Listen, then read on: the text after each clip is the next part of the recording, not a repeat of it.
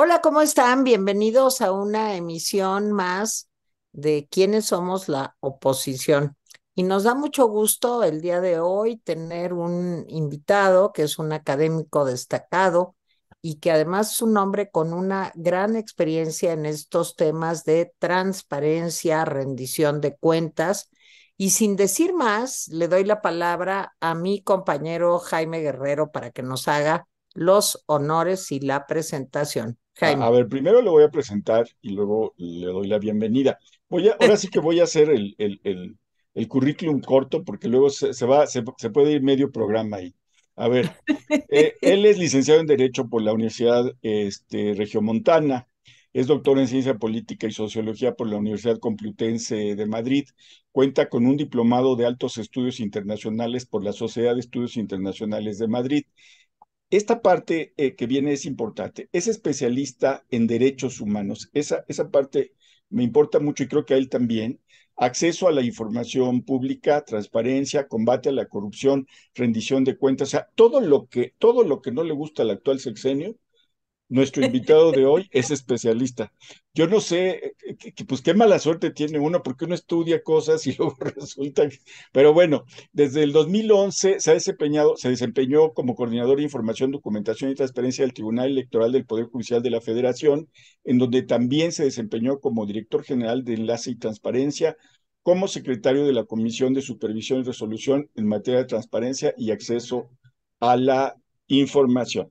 O sea, es un funcionario de pura cepa, pero digamos, de órganos autónomos. Esa parte me parece fundamental en su currículum y se me hace curioso que en las otras entrevistas que le he visto no se haya resaltado esta parte porque es muy importante. Le doy la bienvenida a Francisco Javier Acuña. Me da mucho gusto que estés con nosotros, Francisco. Hola Muchísimas Francisco, gracias. Tere, bienvenido. gracias por vernos una vez más en sus muchas pues, ejercicios de acercamiento con la piel social, con la reflexión urgente de una democracia que se encuentra abatida, que se encuentra tocada, como se dice, con llagas abiertas, porque hay una serie de, ya no son intentos, ya son intenciones más que evidentes de, pues, destartalar el esquema de las instituciones que deben vigilar la democracia, porque la democracia no se proclama, se hace todos los días. Y a Jaime por esta amable consideración. Sí, yo soy un defensor de derechos fundamentales y me especialicé y mis obras, mis libros, los dos libros que tengo son sobre la CNDH, que hoy está en una condición terrible también, que no es el momento quizá para hablar de ella, pero habrá otro día que Claro que ustedes sí. gusten, porque la formulación de un ombudsman, como debe de serlo, frente al poder, que no esté queriendo quedar bien con el poder y menos queriendo favorecer y tapar los errores gubernativos que cuestan dolor social, que son violaciones a derechos humanos. Pero el INAI, que es la institución en la que yo he terminado mi mandato, yo fui impulsor de la ley primigenia de transparencia. En el 2001 fui parte del Grupo Oaxaca que impulsó las Eso. primeras leyes de transparencia. Entonces, en este tema, vaya que podemos opinar en términos de poder comparar etapas y poder reconocer que la transparencia no le gusta a ningún gobierno, ¿eh? También hay Así que es, decir. eso es importante, muy importante. Ahora, Francisco, yo te preguntaría después de escucharte, de escuchar la introducción de Jaime, eh, la rendición de cuentas, la transparencia, ¿forman parte de nuestros derechos ciudadanos? No, no sé cómo formularlo. ¿Tenemos Sí, derecho a exigir que sí. se nos explique cómo, dónde y por qué se gasta el dinero de todos? Fíjate que lo has dicho de la mejor manera posible. El derecho a saber, el derecho a conocer lo que se hace bien, lo que se hace mal y lo que se deja de hacer por el gobierno, lo acabas de decir de la mejor manera, es el derecho a la explicación. Fíjate que a veces lo usamos todos ya, porque son, pues es el término, que rendición de cuentas, sí, pero la rendición de cuentas para todos los mexicanos que lo tenemos más claro es el derecho a que nos expliquen el qué, el por qué, el para qué, el cuándo y el cómo de toda la gestión pública, por grande o pequeña que sea la obra más pequeña como la obra más grande, obligadamente el que la hizo, el que la encabeza, el que la comanda, el que la determina, tiene que explicar, porque ese es un asunto que sin él no existe democracia. Los ciudadanos no son contemplativos, la democracia no es una fiesta a la que se le invita al ciudadano para estar sentado viendo el espectáculo público y aplaudiendo como si el espectáculo fuera un regalo, ¿no? El espectáculo que hace el gobierno, malo o bien, que muchas veces lo hace mal, porque además es falible y es humano. El asunto es el contraste entre lo que se ofrece y lo que se logra. Y todos sabemos que para ofrecer todos somos muy buenos. Los candidatos son seductores, son enamoradores profesionales, unos más que otros, pero los que obtienen el triunfo por algo fue y lo consiguen. El problema es el tic-tac de la cuenta regresiva, el cada minuto hacia atrás de haber conseguido el objetivo y el cómo tristemente, porque ya lo dije, es humano fallar, pero luego está la parte más lamentable, es no reconocer el hierro, no reconocer los fallos, los errores y no enmendar, porque el problema de la interrupción de los derechos humanos, algunos cuestan todo, como a ver, un minuto de cárcel cuando no tienes por qué estar ahí, no te lo compensa nunca nadie. Un equívoco de un diagnóstico que te lleva a una intervención indebida, que es negligencia médica, es, por desgracia, algo irremisible, ya no se puede resolver, ¿verdad? Pero hay muchos derechos que sí ameritan corregirse y que sí se pueden restituir. Y uno de ellos es el haberle dejado al ciudadano en ascuas, el haberlo dejado en incógnita. Y a veces las decisiones que pudiste haber tomado con información precisa ya no las puedes repetir porque ya se te fueron muchas oportunidades. Acuérdate que todos los que somos de esta, nuestra rodada, sabíamos que la Tú ocasión, eres mucho y más joven, no, hombre, pero pero no, mucho. no, hombre, oye, pero pertenecemos a la misma generación de historias, de formación, de consejos, de moralejas, y acuérdate que nos dicen las oportunidades se pintan calvas, y el ciudadano tiene derecho a asumir riesgos informados. Con información, él debe saber si apuesta por un negocio, si deja esa profesión o se va mejor a otra en la que le puede ir mejor, porque hay que certidumbre, hay elementos que le permiten invertir o no invertir, transformar su giro, irse a otro rubro o simplemente insistir en su afán de trascender y de ser mejor y más en lo que es legalmente válido, ¿no? Sí, oye, Francisco, yo te quiero preguntar algo más personal. Te tocó, tú saliste en el pasado marzo de tu condición de presidente comisionado, te tocó, ahora sí que bailar con las más feas, pues, o sea, te Mira, tocó, yo fui presidente, perdón, del INAI desde el 2017 al 20. Yo fui el Ajá. comisionado con el mandato más largo. 9 años me tocaron a mí, del 14 al 23. Y fui presidente en medio de mi gestión. Y sí me tocó la más fea de las experiencias, salvo ahorita mis compañeros que están todavía en una situación lamentablemente peor, porque pues ahorita ya no pueden sesionar y es una cosa que no nos debe de causar a ninguno, vamos a decir, cosa menor. Pero mira, a mí me tocó primero haber sido un testigo mudo de un candidato poderosísimo que detesta la transparencia, que la abomina, y no poderlo tocar ni con el pétalo de una rosa. Iba yo a los 3 debates esos que hubo en varios lugares del país, en Tijuana, en el sur del país, creo que fue en Cancún, en Quintana Roo, y el otro aquí en la Ciudad de México.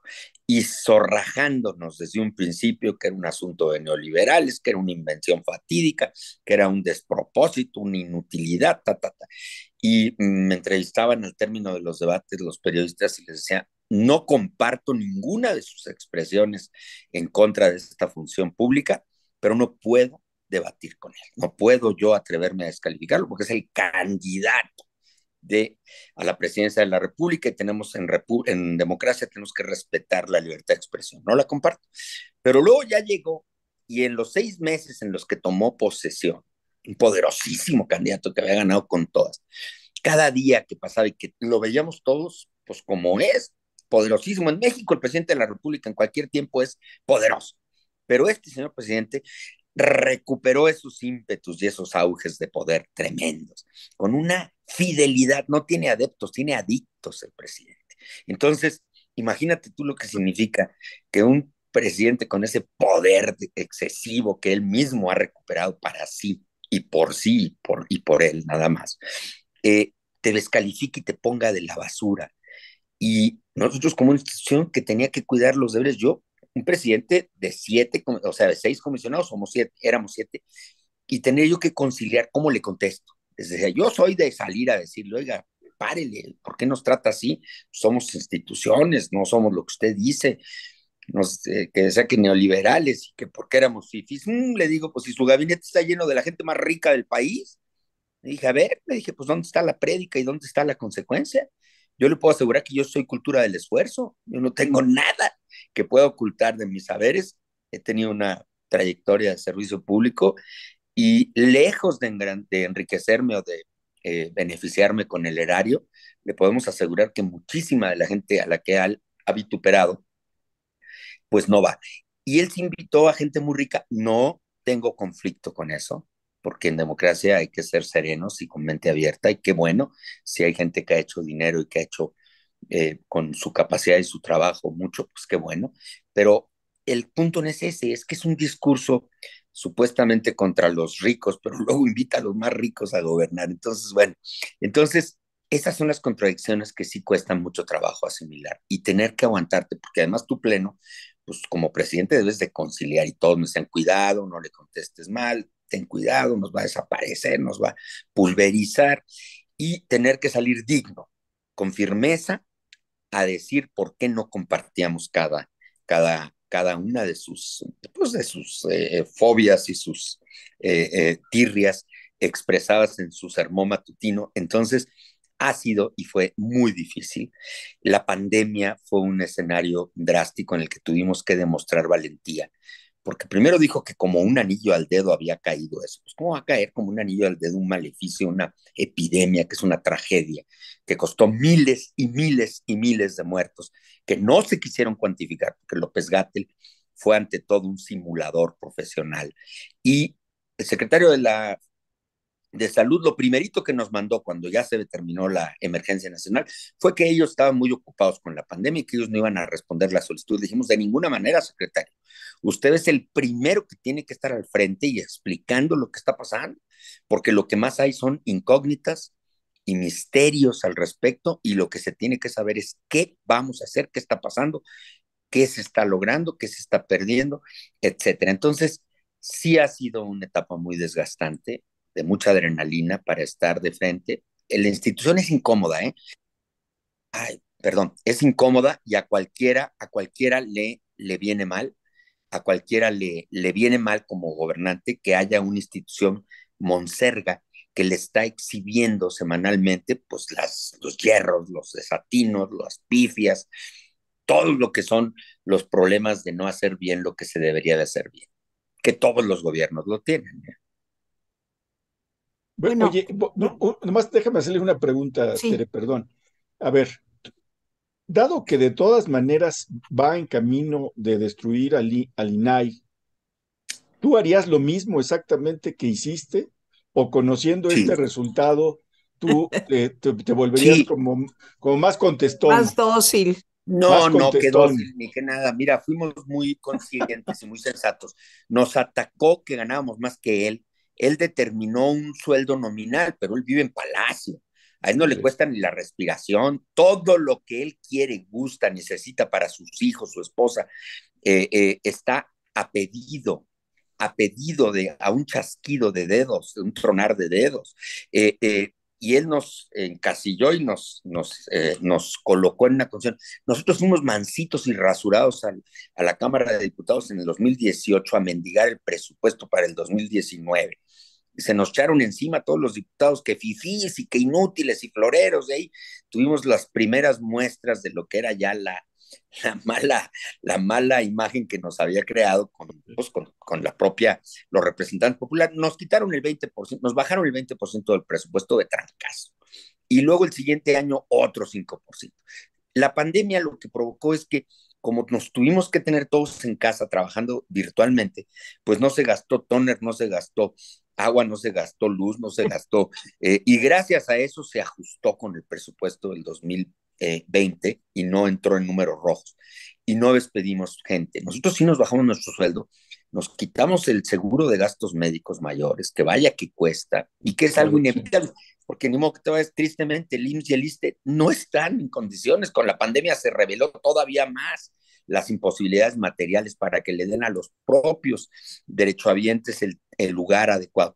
Y luego el seguro de gastos médicos, el seguro de separación individualizada, que era un ahorro que se convertía para los servidores públicos pues en una salida para tener algo cuando acabas, porque finalmente el sueldo se va en la vida y por más que tengas ahorro y seas austero republicanamente hablando, no puedes, porque no estás en los puestos por dinero, hombre.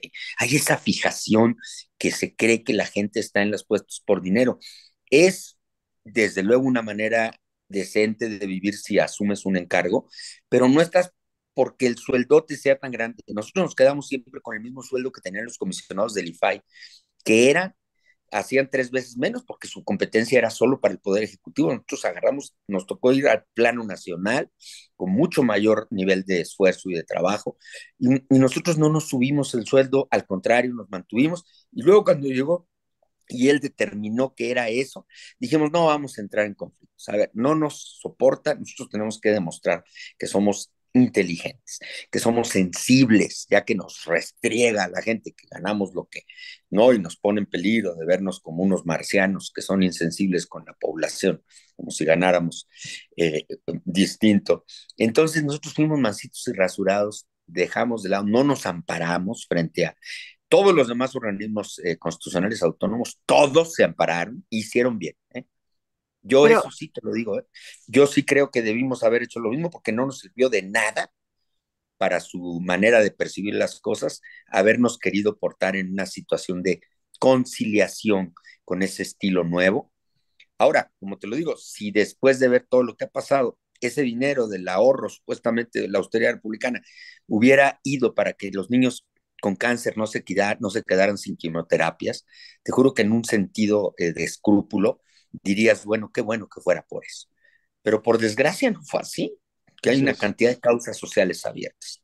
a ver, Francisco, yo creo que aquí tocas temas muy importantes. Por un lado, pensemos en el gasto adicional que se ha hecho en las obras faraónicas del presidente. Dos Bocas de 8.000 millones de dólares que estaban presupuestados, ahorita andamos en más de 20.000. Hoy salía una investigación muy interesante del Economista sobre el Tren Maya, que se le ha tenido que meter más del 130% de lo que estaba planificado. Pero te voy a decir una cosa, el presidente encontró una fórmula fantástica para no rendir cuentas, y es decir, que son temas de seguridad nacional. Y la mera verdad nos engañó con la verdad el presidente, porque cuando López Obrador era jefe de gobierno de la ciudad, recordemos que los segundos pisos nunca hubo explicación posible porque dijeron que estaba reservado también esta información hasta dentro de quién sabe cuánto. Y luego, para acabarla de amolar, además de esto que ya era un signo ominoso, pues de plano dijo en el Zócalo, al diablo las instituciones, y lo Sí, ha cumplido a pie juntillas. Ahora, este recurso, te lo digo como excomisionado presidente del INAI, este recurso de la seguridad nacional se vale. no, ¿Cuándo claro tú que puedes, no. pero espérame, cuándo un presidente puede decir, esto es un asunto de seguridad nacional y reservo la información? Mira, la ley y no un presidente, para eso hay funcionarios que dependen de ciertos campos. Los campos que custodian la soberanía, como el ejército, indiscutiblemente, las Fuerzas Armadas, sea la Marina, en lo que se refiere a labores de inteligencia estratégicas para defender las instituciones, como puede ser también Pemex o la CFE o Conagua para lo que se refiere a pues todo lo que es poner en peligro una siderúrgica o algún tipo, una presa o unos ductos por los que sabemos que pasa y que al fin de cuentas, por desgracia, el huachicol famoso se extendió más, por desgracia, a pesar de esa tragedia en Hidalgo, que fue con la que empezó su gobierno y esa crisis de energéticos. Se compraron 500 pipas que, como bien dijiste, se han metido todo en una bolsa gigantada de seguridad nacional. Y una de las razones por la que esto se hace y está mal, porque él ha involucrado al ejército a casi todo ya. Y el hecho de involucrar al ejército, cosa que es una decisión que él ha tomado y que el tiempo dirá si es o no afortunada o fue correcta.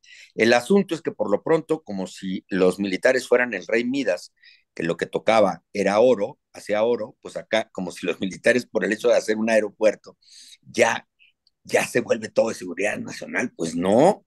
Yo te lo voy a decir, mira, yo tuve tuvimos una discusión con los señores militares ahí en el propio aeropuerto, y a la hora que nos decían, es que esto, y la verdad, pues mira, se veía muy interesante, muy bien hecha, la se veía, y nos dice, es que esto se ha hecho con ahorro patriótico. Le dije, a ver, ¿por qué no lo presumen?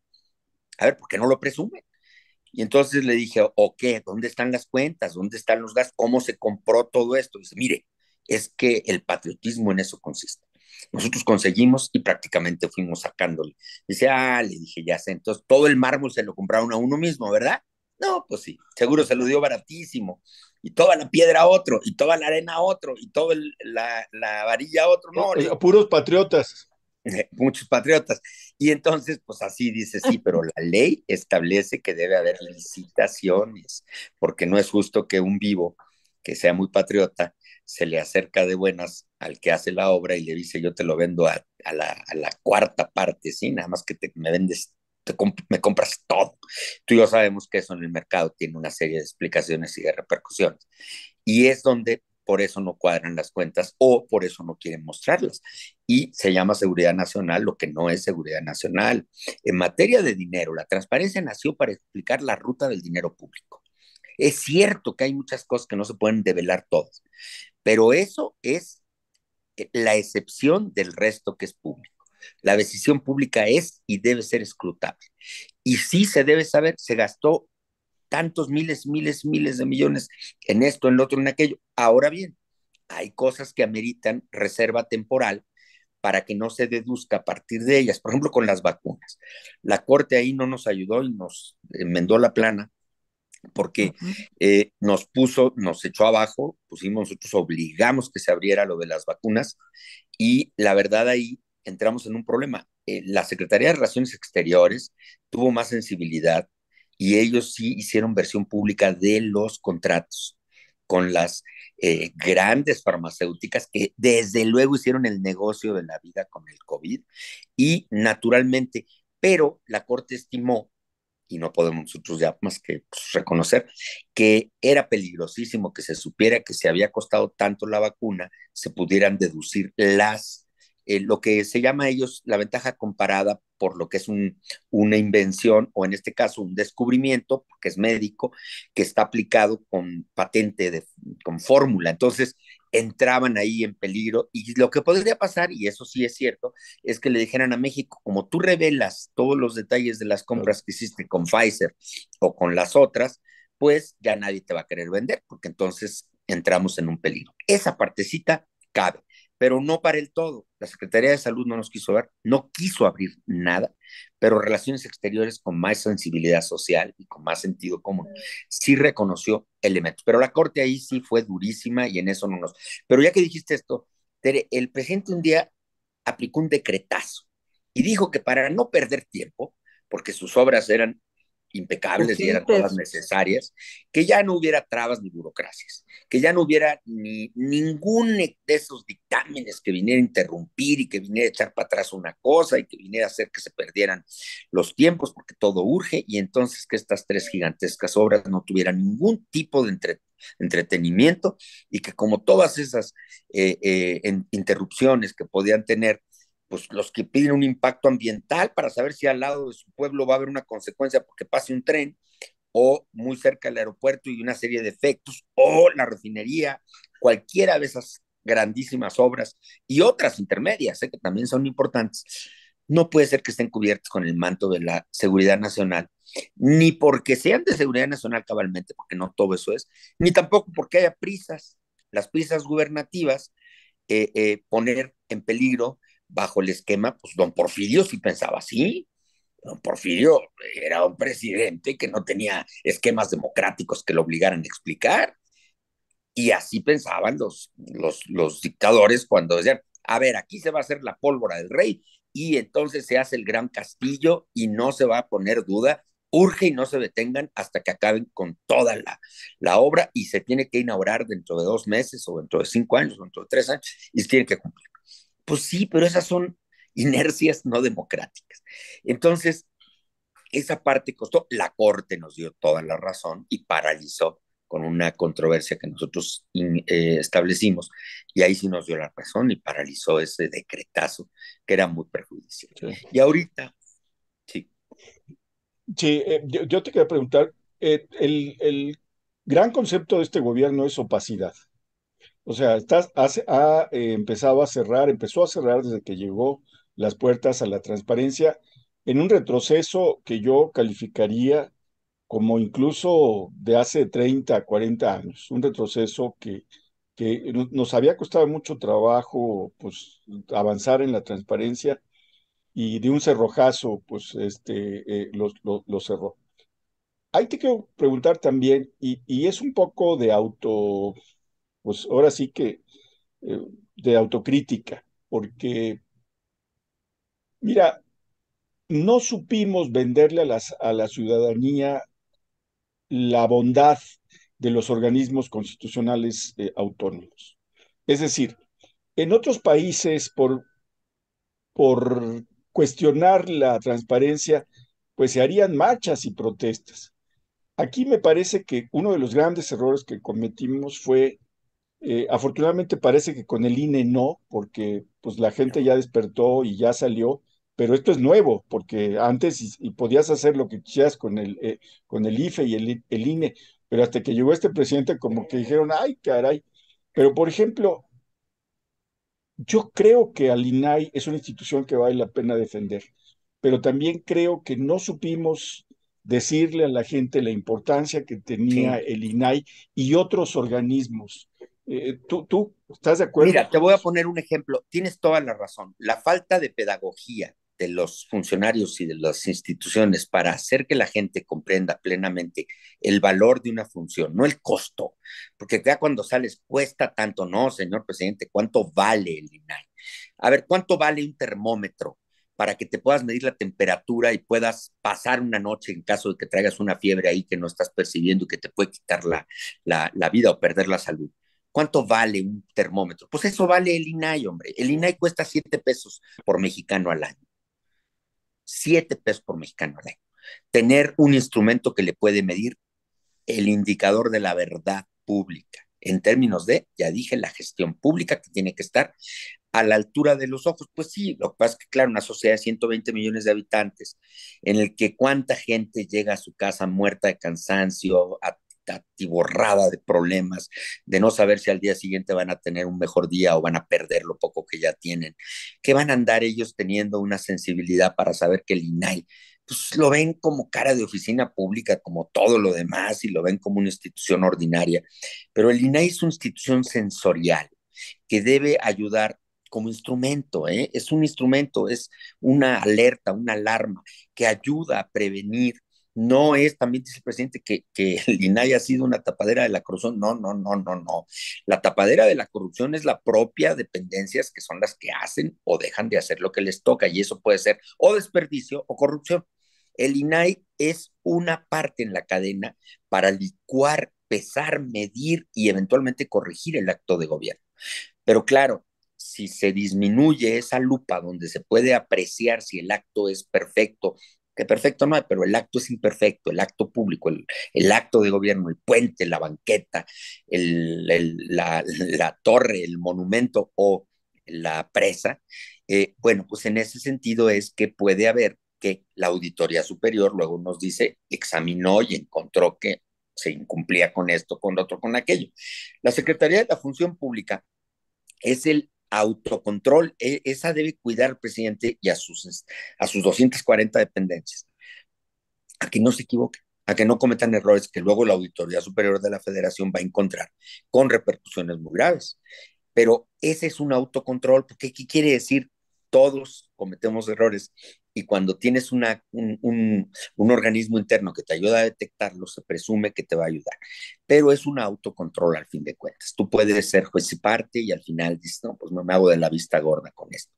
El conjunto de instituciones que forman el Sistema Nacional de Anticorrupción son varias y son controles cruzados para vigilarnos todos. Entonces, si por el lado de la transparencia se avisora que hay algo ya extraño en el proceder de tal o cual cosa, entonces ya vienen los controles y los controles sociales, que son los que faltan, bien lo dices, Jaime, porque nuestra gente, la sociedad no estamos, pues no estamos acostumbrados a exigir, a reclamar, a rechazar el acto de gobierno inaceptable y a tener energía cívica para en su momento salir a protestar o hacer protesta inteligente, boicotear en términos de no acompañar cosas que no son convenientes porque ya vimos o se está viendo que no van a puerto bueno. Pero para llegar a eso, pues hay que decirlo, las democracias avanzadas tienen muchos años también hay que decirlo, de ensayo y error. Nuestra democracia es muy joven y por desgracia está atorada en una especie de, pues sí, detenida, como entrampada, y si no se libera con energía social y energía cívica, con un activismo de los medios de comunicación, abriendo la investigación, abriendo la verdad, aunque les cueste a los valientes, porque por desgracia también hay muchos que solo aplauden y eso pues es lamentable, porque los medios de comunicación por esencia nacieron para visualizar lo bueno y lo malo. Es cierto que la nota es morbosa, pues sí, pero es que la democracia es un juego de diques y de contrapesos y de riesgos a la inversa. O sea, gobernar con estabilidad plena y sin ningún tipo de contradicción, pues eso no es democracia. La democracia es un juego de contradicciones en el que el gobernante tiene que estar saltando constantemente los obstáculos de la duda razonable a que su gestión sea correcta, conveniente, benéfica y no perjudicial o lamentable o terrible. Entonces, ese es el punto en el que no hay claridad. Tenemos una sociedad que pues está aturdida por muchos lados y por otro lado, cómodamente endulzada con soluciones de estas que son efímeras, estos programas sociales dados en la mano, pues momentáneamente a mucha gente le parece que sí está bajando, como dicen ellos, el beneficio. Pues si esas fueran, mejor que desaparezcan todas las instituciones públicas y ya mejor que a cada quien se le asigne una porción y entonces ya que se las viva como pueda. Ese no es el Estado. El Estado democrático no es así. El Estado democrático tiene que tener una gestión pública que pasa por las manos burocráticas porque no hay de otra. Pero ahí es donde está la criba. Los partidos de oposición hacen su deber, tienen que combatir el acto del gobierno o reconocer cuando es correcto, pero su misión no es andar reconociendo. ¿Eh? La misión de la oposición es hacerle contrapeso, exhibir el error. ¿Por qué? Porque de esa manera defienden la legalidad del conjunto de las actuaciones. Cuando la oposición se equivoca y hace ridículo y no sabe criticar bien, no sabe cuestionar bien, también se lleva sus palazos en la Pero cabeza y entonces pierde la capacidad. a ver, Francisco, acabamos de pasar por un episodio verdaderamente trágico en donde vimos cómo, pues no sé si llamarlos legisladores del partido en el gobierno, pues decidieron, pues utilizando una serie de trampas y de, digamos, rutas extrañas, conseguir primero no aprobar como seguramente estaba convenido, aunque sea un comisionado más del INAI para que pudiera volver a sesionar, tienen que nombrar tres, pero hasta donde yo entendí, se había negociado, de acuerdo a lo que declaró el senador Monreal, pues que al menos se iba a nombrar a un comisionado, pues para que pudiera sesionar esta institución. Y luego, por otro lado, pues hicieron cosas que también obstruyen profundamente la transparencia de la que tanto nos has hablado. A mí me sorprendió mucho cuando vimos que la Secretaría de la Función Pública pues ahora compra todo y juzga si estuvo bien comprado o no. Así A es. eso hemos llegado. ¿Cómo salimos de este impasse? No, Yo sé que te estoy haciendo una pregunta y imposible, mira, pero sí, muy difícil porque aquí el problema es cuando hay una sobrerepresentación del poder legislativo, en el poder legislativo del partido que gobierna, volvemos a aquellos esquemas predemocráticos en los que había una garantía, una seguridad del presidente de, aunque hicieran argüende la oposición y pegara de gritos y hiciera plantones o hiciera marchas, pues no pasaba nada, porque al final legalmente, aunque no fuera legítima esas decisiones, pues se aplicaban. Los gobiernos de la transición, tanto Fox como Calderón, no tuvieron mayoría suficiente, fueron gobiernos divididos, se les llama, porque aunque habían ganado con mucho carisma Fox de manera muy elocuente, que fue un cambio muy, muy grande, pues sí, pero la sociedad no le quiso dar la mayoría suficiente para que hiciera lo que quisiera, porque también cometió muchos errores, porque también pasa que los gobernantes se equivocan. Calderón tuvo una votación muy reñida en un todo o nada que llevó a cuánto problema postelectoral que fue tremendo aquel 2006, asiago, y, y tenían limitaciones. Ellos tenían que negociar con la oposición para hacer menos mal lo que podrían haber hecho, peor de mal. Eh, Acá el asunto con Peña Nieto tuvo también una alianza estratégica con los que votaron más, tuvo más diputados, más senadores, pero hubo una alianza estratégica con los que hicieron con él, con los mismos que ahora el presidente tiene alianza, los del verde y los que son circunstanciales y están con el que gana, y así son, pues así pasa esto. Lo que pasó el otro día en la noche negra, como le llaman, pues sí es penoso, porque, hombre, tanto que cuesta la institución parlamentaria, el que la gente vaya sintiendo poco a poco confianza en sus legisladores, confianza en el Congreso de la Unión, en la importancia del Senado. Y lamentablemente, pues los senadores cuando están ofuscados porque tienen un interés y una inmediata necesidad política de sacar adelante X o Y cosa, como en este caso esas leyes de último momento en San Lázaro, pero acá en el Senado, con la toma de la tribuna por parte del grupo de oposición, el grupo de contención, bueno, pues los llevaron a celebrar una sesión prácticamente como quizás se va a ver, la Corte lo dirá, probablemente va a nulificar muchas de las aprobaciones o varias o bastantes o una parte de las aprobaciones. Y eso pues le va a poner retraso a la República porque algunas de esas reformas son buenas, necesariamente convenientes, pero otras son, parece ser, pues caprichos. Entonces ahí es donde volvemos otra vez.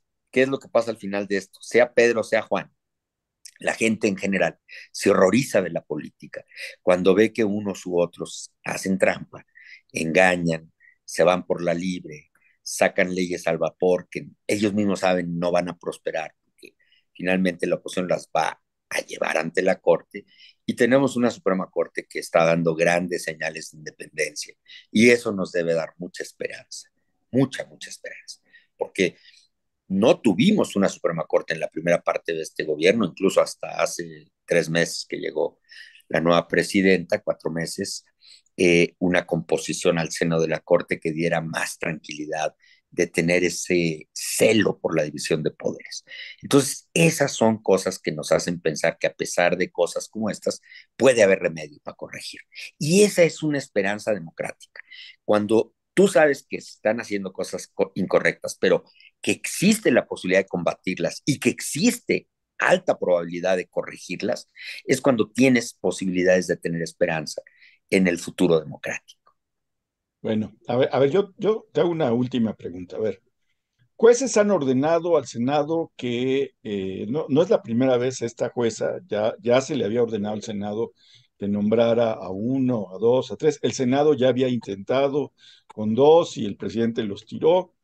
Este, la presidenta comisionada Blanca Lilia Ibarra, pues ha salido a la prensa, invita al presidente a un diálogo para explicarle, etcétera. Ya se le presentó a una ministra, desgraciadamente pro AMLO, pues una petición, no la dio. Pero este asunto no se va a terminar. O sea, hay la posibilidad que el Pleno de la Suprema Corte en algún Sí, momento trate este asunto. Y sí, mira, la Suprema Corte, déjame nomás terminar, ya sé que eres muy ansioso, pero espérame. Pero hay la posibilidad de que la Suprema Corte considere que en efecto la Constitución marca una cosa, pero el INAI no es culpable de esa situación, sino el Senado de la República. Hay la posibilidad de que el Pleno le diga, pueden sesionar con cuatro. sí, hay una posibilidad y esta viene así. Mira, tocó el turno a la ministra Loreto Ortiz del planteamiento que se hizo. Todavía yo fui parte de esa controversia, porque si no, pues, sin 5 no se podría haber aprobado y esas determinaciones, si no se aprueban en pleno, no valen. Entonces, Claro, tenía que mandarse a la Corte. Y ahí se pidieron dos cosas. Una, que se resuelva la omisión del Senado, que es omisión. Y lo dijiste muy bien con todas sus letras. ¿Por qué dejaron pasar tanto el asunto? ¿Por qué dejaron que mis dos excompañeros que terminaron el año pasado se llegara a diciembre sin que ellos estuvieran? Ahí ya había un problema grande latente. Y como pasó, dejaron que se juntara mi ausencia para que naturalmente entró aquello en peor situación. El veto, el presidente también metió ahí cooperó para fastidiar el asunto. Y luego vimos que el secretario de Gobernación, con un total desparpajo, dijo que ese era el mundo ideal. Luego entendemos que se promovió esta acción, esta controversia constitucional, y entonces la ministra la admite, lo cual estuvo bien, que es lo que va a permitir que el Pleno la vaya a discutir en su momento. Pero ¿cuándo va a ser? No sabemos, porque la Corte está también llena de casos y todos los casos traen su ritmo, entonces ahí sí, pero la ministra no concedió la suspensión y esa es una decisión que también tiene que encuadrarse en que no hay precedentes y es una disquisición teórica, técnica, de esas que no entendemos el resto de la población. Pero la ministra aplicó un criterio muy, muy estricto, vamos a decirlo así. No dio la suspensión, se pedía que hubiese esa consideración por una razón, ¿por qué? Porque el instituto, el INAI, protege derechos humanos. Dos, el derecho a saber y los datos personales de cada quien. Entonces, decir, oiga, que el quórum, que los legisladores de la pelea pasada, del periodo anterior, se hubieran equivocado porque le pusieron un quórum muy alto, de 5 obligados, de 7, debió haber sido de 4.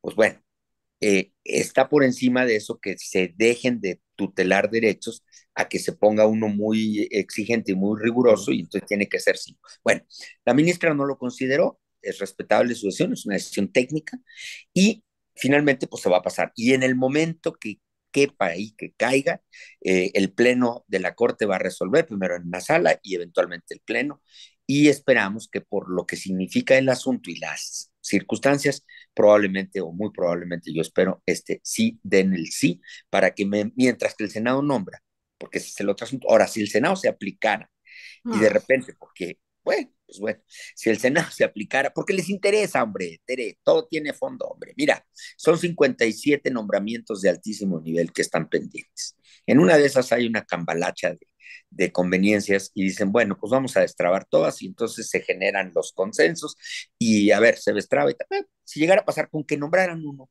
ya la controversia esa pierde su eficacia o ya deja de estar vigente porque se resuelve el problema del no quórum, que es la inoperancia sustantiva.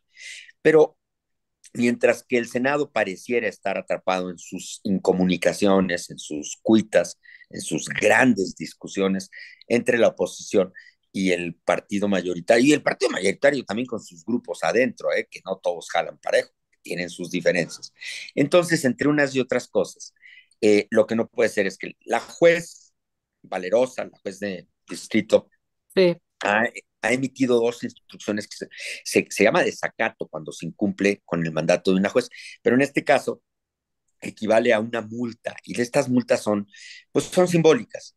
Eh, el Senado aduce que la composición parlamentaria obedece a una lógica de acuerdos y no cabe aquí que haya manera de decir, pues es que es culpa de todos, incluso de la misma oposición ellos pueden decir, los del partido grande o los de la alianza de partidos favorable al presidente, pues pueden echar la culpa porque las desavenencias con la oposición. Como quiera, el hecho es que el Senado, desde luego, que es altamente responsable por no haber tenido la capacidad de cumplir con la Constitución y con las leyes, porque la Constitución no habla de instituciones vacías, ¿eh? La Constitución establece esas instituciones y las plantea funcionando, las concibe el constituyente cuando las creó, funcionando, con el número de integrantes que está diseñado, que sean muchos, bueno, que sea poco, pues que se reforme, pero el asunto es que por lo pronto se debe acatar la ley. Y entonces esta juez, que es valerosa y es valiente, y es que bueno que ella esté poniendo este ejemplo, el asunto es que, repito, la vuelta se da a eso y es más probable que los senadores digan, pues se pagan las multas, pero como no nos ponemos de acuerdo, no vamos a nombrar. Lo malo es que ya salió el fondo. ¿Cuál es el fondo? Que es mundo ideal, que no haya INAI. Entonces, eso es lo que es más grave, que haya una eh, evidencia pues mira, y sin embargo no. ¿Por qué? Sí, Pues porque es una monserga, es latoso el INAI, exhibe, es verdadero. ¿Y sabes por qué? Porque hay un periodo ya preelectoral agitado. Claro. Entonces, cuando hay un periodo preelectoral, pues menos va a haber incentivos para que haya un instrumento que le ponga a la población abiertamente en alerta a los enemigos, a los malquerientes, a los aliados y a todos que están fallando X, Y, Z, como Segalmex, como toda la cantidad de casos que hemos ventilado de este gobierno, pero también los del anterior, que nos tocó Claro. y bastantes. Entonces, ahí es donde está el peligro. Por eso la sociedad, gracias a ustedes, puede tener reflexión y tener sentido común y decir, a ver, más allá de amores o de odios, esto no es un asunto de maniqueos, ni buenos ni malos, aquí es un asunto de sentido común. ¿Qué urge? Que haya termómetro. En la cocina se rompió la báscula y por no haber báscula, esa persona que necesita medir sus calorías y lo que kilitos. consume, exacto, se va a fastidiar el hígado o se va a dañar el intestino. Se descompuso el refrigerador pensando como instrumentos, ¿no? Pues ni modo, ahí en la nochecita, la fresca, no, hombre, se echa a perder la insulina que necesitas tomarte para Claro. controlar la diabetes. Entonces, ese tipo de cuestiones son cuando decimos que esto por austeridad.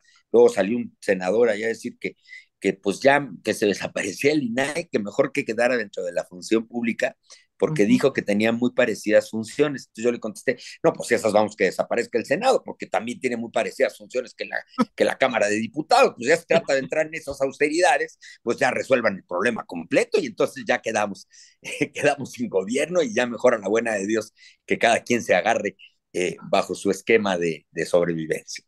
Doctor Francisco Acuña, de verdad no sabes cómo te agradecemos tu participación. Yo nomás quisiera dejar ahí, a mí me parece que muchos de los legisladores juraron defender y cumplir y hacer cumplir no la Constitución, sino las órdenes de López Obrador. Y creo que el propio presidente también juró cumplir y hacer cumplir su alta voluntad. Creo que de eso se trata el juego. Entonces, me gusta mucho escucharte con un punto de vista, pues mucho o eh, calificadamente más optimista que el mío. Y ojalá, Francisco, y yo creo que Jaime y yo estaríamos muy contentos de que vuelvas a estar con nosotros y que No, veamos bueno, cómo va avanzando, ¿no, Jaime? Sí, Este claro. asunto. Sí, que no sea la yo, última vez, Francisco, no, porque este yo te lo proceso no agradezco. se ha acabado.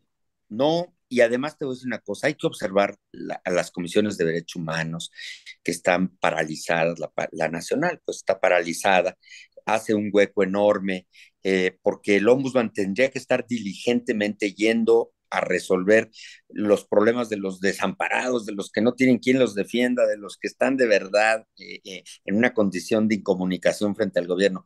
Y te voy a decir otra cosa, dijiste una cosa, sí, muy bien, Tere, pero mira, la democracia, lo dijo Winston Churchill, es el menos malo de los gobiernos. O sea, Ujú. si fuese muy bueno el esquema, estaríamos como debiéramos estarlo, vamos a decir, todavía peor de molestos y de enfadados. Sabemos que la democracia tiene muchos problemas para que se lleve a cabo, Es una carrera de obstáculos, ya dije, contratiempos, con problemas de asincronía de los participantes, ventajas indebidas, trampitas, habilidades, mañitas y de todo, porque es la fiesta humana haciendo desórdenes y de todo.